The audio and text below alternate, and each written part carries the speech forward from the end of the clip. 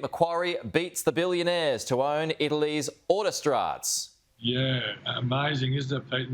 My background is Port Douglas, so I'm kind of in a Port Douglas frame of mind.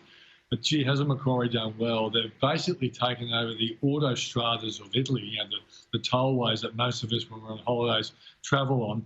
And they beat, by the way, this was a company owned primarily by Benetton, the famous clothing and everything else company in Italy.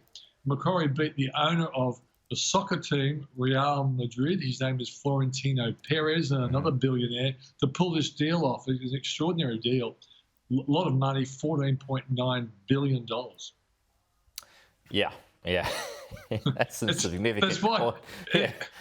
It explains why Macquarie's share price has been going up extraordinary. Like in the GFC, it got as low as $18 and is now around $153. Oh, what a company. Yeah.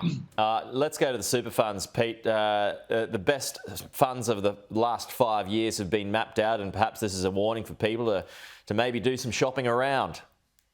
Yeah, Super Ratings puts this out, Pete, and they've looked at the best performing funds over a 5-year period. Always look at a super fund over a longer period rather than just like a one-off performance.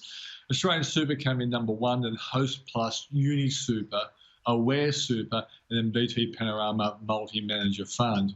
And all these funds had a 9% plus return. Very good returns. One interesting thing, Pete, when you're comparing super funds, like, for example, AustralianSuper calls its balanced fund a balanced fund. But the interesting point is, 80% of it is exposed to the stock market. It compares against other balanced funds which might only have 70 or 65% exposure to the stock market. And that means that the performance of AustralianSuper is actually helped by the fact it has a greater exposure to the high returns of the stock market. Okay, now just onto Altium, one of the stocks that tends to do a lot of business, but a lot of its value in recent times has been wiped off. Then it bounced back a little, if not last week, the week before that. So what are your thoughts on Altium now after it rejected that $5 billion takeover deal?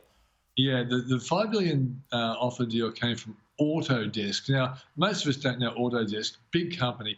It's been described to me as like the Adobe version in the video world, and it has, so it's a very, very big company. But what I found really interesting this morning on the CNBC website, they talked to a US analyst from RBC, and he really likes Autodesk over the next few years as a company he thinks is heading in the right direction. And the point he made, Pete, was this deal to take over Altium was part of the reason why he likes this company. And this little quote was interesting from his note was that the Altium company had rejected the offer, the $5 billion plus offer, but it said it would continue to engage with interested parties at appropriate valuations, which basically tells me that they're saying to Autodesk, offer us some more. And also, Pete, when you see one offer coming, often you find other companies coming along. So this could be, Altium could be in play, and it does show you how touched the market was with this company.